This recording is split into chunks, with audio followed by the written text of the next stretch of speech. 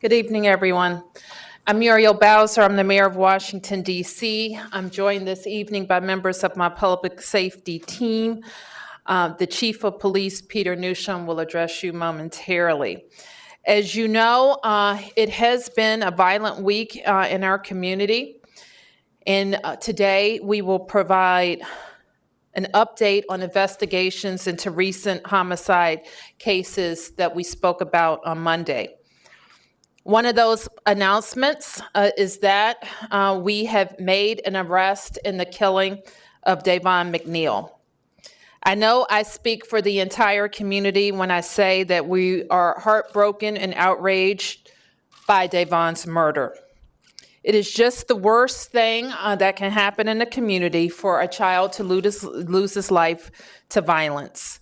And as mayor, there is no part of this job that is more difficult than seeing a family who has lost a child. The chief will tell you more about this one arrest that has been made in the case, but I also want to ask you for your help. There are still 3 suspects related to the shooting that killed Davon, that we're asking for the community's assistance in finding the suspects. The names of the 3 suspects we're looking for are Christian Wingfield, Marcel Lamont Gordon, and Carlo General.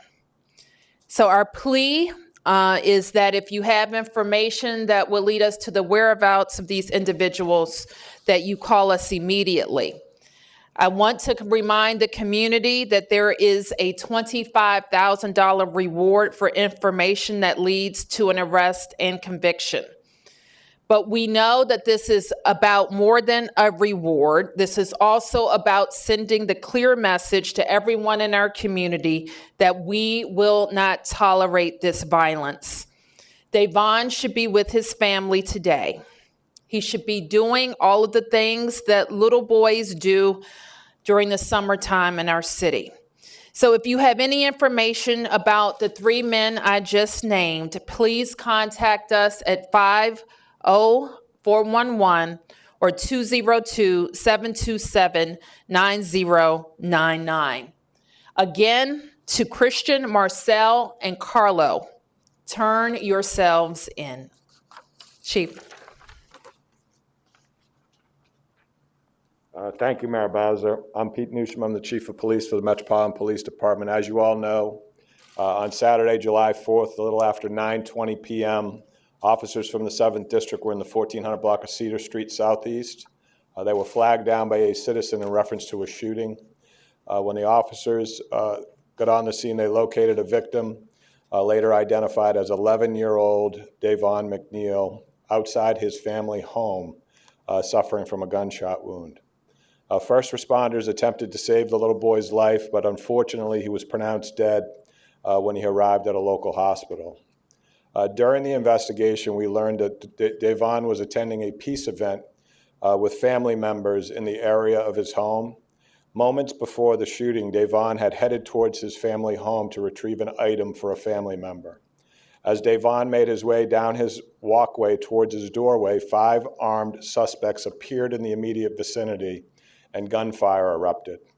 As a result of that gunfire, our community lost an 11-year-old, beautiful little boy. Working tirelessly on this case, MPD homicide detectives, including Detective Anthony Green and Detective Gus Gynaculius, were able to secure 4 arrest warrants for Davon's murderers. Today, pursuant to a DC Superior Court arrest warrant, the Capital Area Regional Fugitive Task Force located 18-year-old Darrell Bond of Southeast Washington, D.C. in the 3800 block of Southern Avenue Southeast, and they took him into custody without incident. Mr. Bond was transported to the homicide branch where he's being charged with first-degree murder while armed for his role in the shooting death of Davon. Mr. Bond has a prior violent criminal history. As the mayor mentioned, the 3 additional suspects wanted in this case, and we will provide photographs, are 25-year-old Marcel Gordon of Southeast Washington, D.C., 19-year-old Carlo General of Southeast Washington, D.C., and 22-year-old Christian Wingfield of Hillcrest Heights, Maryland. Not surprisingly, all three of these suspects had gun-related criminal history. Mr. Gordon had 2 prior gun arrests as well as multiple other charges. Mr.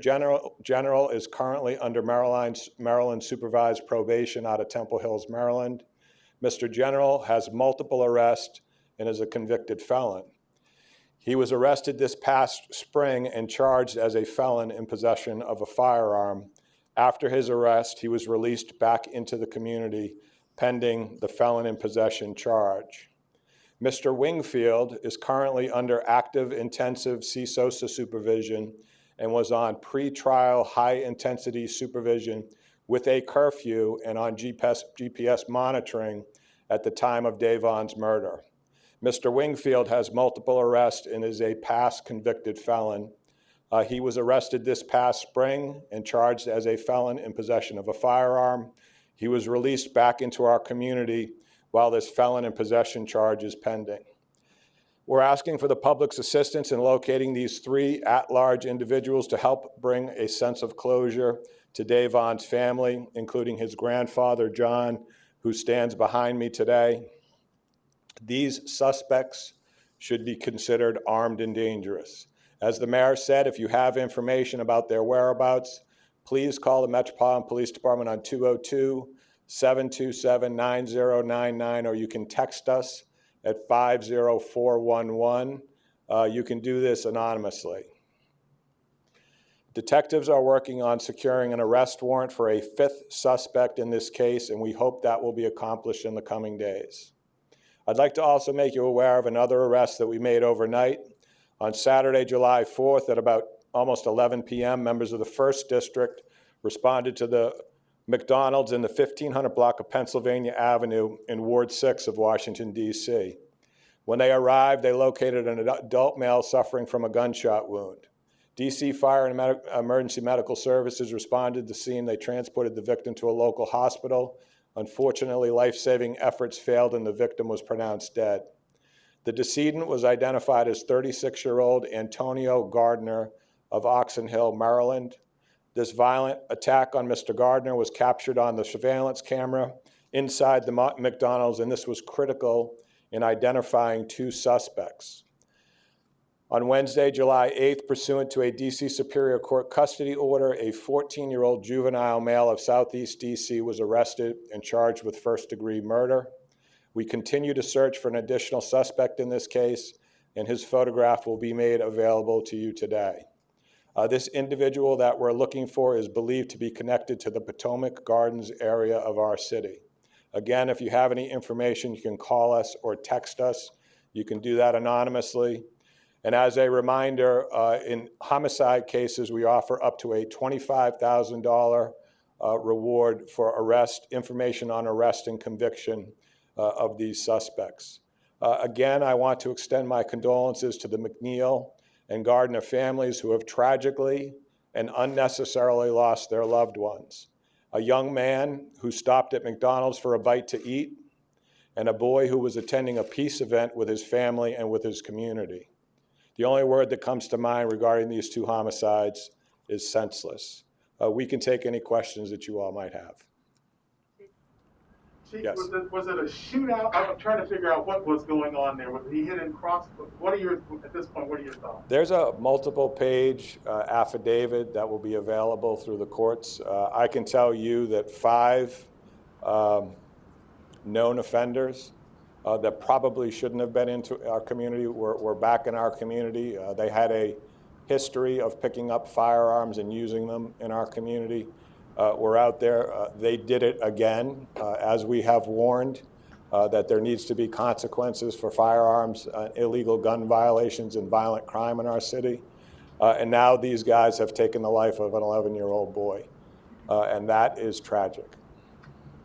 Yes? Chief, were they targeting someone specific? Do you know that yet?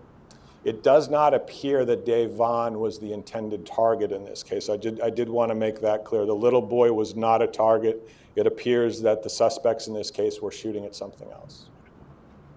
And also in regards to Mr. Wingfield, how is it possible that somebody who is being monitored by the court and on a GPS monitor is able to go out and commit a murder, as you said? You know, that's a good question. That's a question I think we need to all wrap our heads around.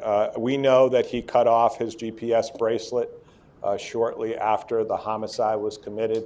As the mayor said, if these guys had any sense of civility, they would turn themselves in. It doesn't look like Mr. Wingfield has any intention of doing that. We also have information that Mr. Wingfield may have tried to change his identity. And Chief, is this any way related in terms of the suspects into connection to the shooting that happened last Monday in that cul-de-sac where we saw that video? Yep, that's an ongoing part of this investigation that we will continue to see if that ties in. There is a possibility that these folks that spend a lot of time up in that area were involved in a prior shooting. So that's part of our ongoing investigation. And what do you think contributed to this quick arrest? Was it help from the community? Was it mostly the investigators? It's a combination of things. I think one of the things that I would point to is the fact that the apartment complex up there had a very good video system. We also did receive a lot of help, a lot of tips from the public, and good old-fashioned detective work. So it was really a combination of things that brought this to a quick closure. I wish all of our homicides would close this quickly. Chief, and if the mayor wants to weigh in on this as well, it appears in Mr. Wingfield's case that his defense attorneys motioned for him to be released because of coronavirus. How do you react to the fact that, obviously in this case, somebody was let out who police are saying it was clearly a risk to the community? I've been very clear on my position. Of course, I'll let the mayor weigh in on the coronavirus piece, that we need to separate gun offenders and violent offenders from our community, because if we don't, things like this are going to continue to happen. And the fact that we had two guys that were arrested that had previously been convicted, had subsequently gone out and picked up an illegal firearm in our community, and we're back out on the streets is very troubling and scary to me. Kevin, do you want to weigh in on our experience with detention and? Currently, the DC jail has 0 positive cases of COVID-19. I want to stress that the jail's come a long way since the early part of this pandemic. And for COVID to be used as a reason to let someone violent out back on the street is just it's a request not based in fact, and I hope the request does not get accepted. Yes. Chief, you can just to clarify, you say Devon was not the target, but was anybody in his family known to the suspects or to the alleged shooter? Was anyone in his family? Were they there for somebody else, or was it just? It doesn't appear like it was related to the family at all at this time. So what it was is you had indiscriminate gunfire in our community on the 4th of July. There was a lot of fireworks going on at the time. A lot of people that were up there, a lot of witnesses that we talked to were having a hard time even deciphering between what was fireworks and what was gunfire. But at the end of the day, what you had is you had 5 repeat violent offenders that decided it was okay to shoot off guns in the 1400 block of Cedar Street. And now we have a family, a grandfather standing behind me who've lost an 11-year-old child, and that just can't happen. We got to wrap our minds around what we can do to prevent that from happening in the future. May we ask the grandfather his response, if he'd like to address just how you're feeling right now, sir? Right now, I am with joy. The police did a great job. The mayor did a good job, and I definitely have to say the community did a good job. I mean, I heard from them every single day through social media. They came out and walked with me every night for about 3 hours. So everybody participated in trying to close this case. So I just want to say I am feeling a lot of joy on that part. But of course, I'm sad because I lost my grandson. Thanks for asking. Thank you, sir. John, what would you say to the judges that have let these offenders out when they've done numerous gun crimes? Well, I think that's something the judges have to start thinking about, because this is not the first case where people was let out because of the corona and other incidents.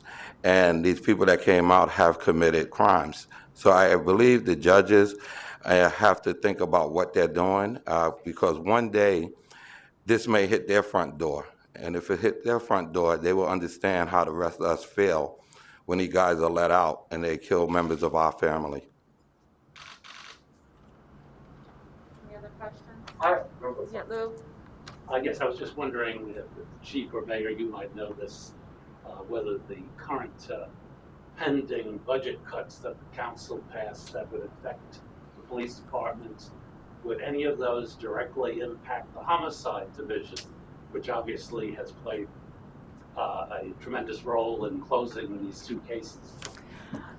Well, I think the fact that you even have to ask that question suggests that we probably landed in the wrong place when we talk about investments in public safety. We rely on our police department for patrols. We rely on our police department to solve crimes and to bring people to justice. And that is their role. It's certainly not our only investment in public safety. We invest in violence interruption. We invest in behavioral health specialists being out in the communities. We've invested in trauma centers and family support centers that will be throughout all 8 wards of the District of Columbia. What the council did, they said it was their mission, it was their intent to reduce the ranks of MPD. They did not, however, reduce the work of MPD. And we want the public to know to continue to call on MPD when needed, and we will manage to get all of the resources you need. But it may mean that we have to come back to the council and tell them to fix it. Because as mayor, what I cannot allow is for the chief or any of the commanders and the lieutenants, the investigators, not to have the people that they need to man the shifts, to answer the calls, and to help make the district safer. So we have to continue to focus on our needs and letting them know what our needs are. And Chief, you can, Chief or Kevin, talk about how we think that a reduction in 200 people by the end of the fiscal year affects homicide. So it's one of the things, I mean, I have a responsibility as your chief of police to develop a strategic plan.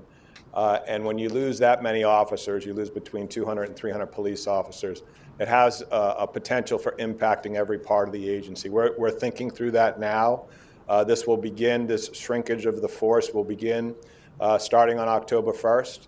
And so we're going to have to develop a strategic plan, like the mayor said, to ensure that this city is safe. And we will do that. You know, we were going to suffer a little bit of a hit because of COVID-19, and that's not unlike a lot of other agencies in the city. And we would have been able to do the best we can with what we had under those circumstances, and we will do the same here. Chief, just on the topic of the council, Councilman Grasso putting out a letter calling for you to step down. What do you think about that? Nobody answered that, Chief. Can I have one response to that? Thank you. Just quickly? Thank you. The mayor, not too often that I will speak ahead of the mayor, but in this case, because it's personal, I will say this, that council member Grasso has often said that he wants to work collaboratively to move this city forward. But when you see a letter like that, I guess his idea of collaboration is he only wants to collaborate with people who think like him. And apparently, I don't think enough like him, so he says I need to be fired. I think there's a guy at 1600 Pennsylvania Avenue who acts the same way. It's either my way or the highway. So those are my initial thoughts on the letter that the council member wrote. Okay, any other questions? Do you have a response on that, Mayor? I would just say this, and I think the chief is absolutely right. But I know that Councilmember Grasso and I have worked together on a lot of different issues, especially in the education realm. And my great hope for him is that, and he's leaving the council, he has a few more months, And I wouldn't want to see him use this lame duck period to make the district less safe. So I hope that he focuses in his remaining months on the council on how to make the city safer and deliver education for our kids. Any other? Yes. In regards to the funding, you mentioned information about a reduction of officers potentially making the city less safe. Do you have any proof that more officers necessarily impacts crime and makes crime go down? Well, we know when we were at this level of force strength, it was last in the 1990s, the end of the 1990s. And I don't think anybody wants to go back to those days in the District of Columbia. And crime is way lower than it was in the 90s. I'm sorry? Crime is way lower now than it was in the 90s. Certainly. Thank you. Thank you.